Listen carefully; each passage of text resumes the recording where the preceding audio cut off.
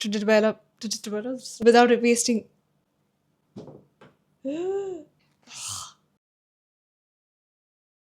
When I decided to do the DELE A1, I had only 3 months to develop substantial skills in the Spanish language, which was definitely a challenge. But the simple note taking technique that I developed back in the day has laid the foundation of everything I have accomplished since then. In fact, it still remains the note taking technique that I follow even at level C. Today, I am proudly sharing with you my notebook that has been a constant companion right from level A1 all the way up to C1. As you can tell, this has seen better days. So let's get started. A quick disclaimer: I don't claim to be a study expert or a note taking expert. This is just a very, very simple method, and I'm sharing it with you in the hopes that it helps you because of its simplicity and how effective it was personally for me in my language learning. So, let's see how my book is organized. My notebook is mainly divided into two sections. One is for all vocabulary, which includes nouns, adjectives, phrases, topic specific vocabulary, etc. And the second section is for the verbs, which includes all conjugations in the present tense and in the indefinido tense, which is one of the past tenses. Talking about the vocabulary section. Every time I learned a new word, I made sure to write it down in this notebook only. It didn't matter where I saw the word, even if I had it on my phone or in my textbook, I had to make sure that I included it in this book. Because if I didn't do that, I knew I was not going to learn it. So, writing it down in one specific notebook was essential. What I would do is first look up the word. Anytime that I saw a new word, I would first look it up on Word Reference or Spanish Dict. Both of these are amazing sites which not only give you the meaning but also show you the pronunciation, also give you example sentences, which also sometimes I made a note of while listing this vocabulary down, while listing this word down in the vocabulary section. As my level grew, so did the pages of my notebook. But every time I would finish writing on one side of a page, it was time to start memorizing. What I would do is memorize at least 15 words, which was about one side of a page, memorize it along with the context, along with the gender, and anything important that there was to that word. This method continued all the way up to C1. I would not progress to the next side until and unless I had done all the words which were listed in the previous section, revise them, and only then move on to the next section. This ensured that I memorized every word that I had written down in my notebook. Now imagine, I did this every day for 3 months. So that means I easily had 500 to 800 words in my belt.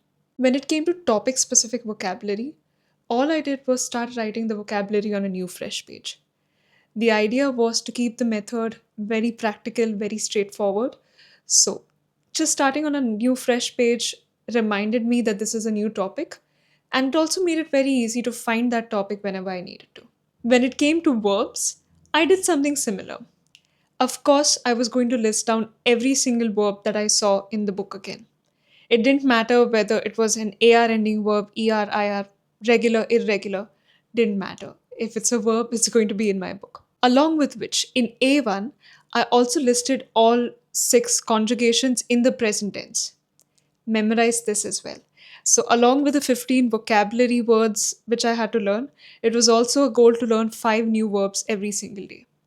And of course, all their conjugations. This was really helpful when it came to irregular verbs, just because of how unpredictable they are. Slowly and steadily, when I moved to level A2 and was introduced to indefinido, I found this to be a little challenging and hence went back to all my verbs and introduced the indefinido in the same list using a black ink. So while I was studying the present tense, I also had the indefinido written there, which really helped me memorize both together at the same time. Eventually, I also started adding the participio and the gerundio to this list. This is how I was progressing slowly and steadily when it came to verbs. Which is why, when we reached the topic of imperfectos, I felt a little confident to not need to write it down, list it down in my book, and I felt fairly confident to conjugate it in my mind. But I don't think that would have been possible if I wasn't so strong in my concepts of the present tense and the indefinido. So, highly recommended. My pro tips when it comes to this method of note taking is consistency. Consistency is the key. It doesn't matter if you do 2 words, 5 words, or 15 words a day like me. You don't need to, but in case, consistency is what's going to make the difference. Number two, write it down.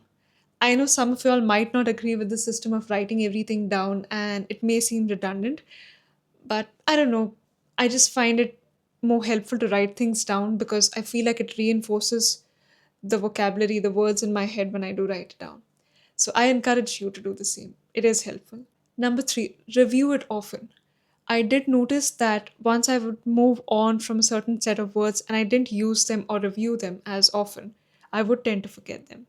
So do try to review what you have learned often using flashcards or any applications or simply just your notebook. And lastly, remember to be patient. Anything great takes time to build. You just have to remain patient with yourself. Do the work, give yourself some time, and you will see big results. In conclusion, what I've shared here today is no groundbreaking method or something fancy that you need to incorporate in your routine, but it's a very simple method which is doable and proven to be effective in building substantial skills in a language, especially Spanish.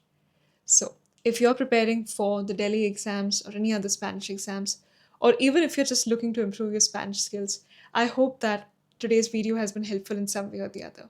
I wish you all the very best. Thank you so much for watching, and I'm here to help you in any way I can. See you soon.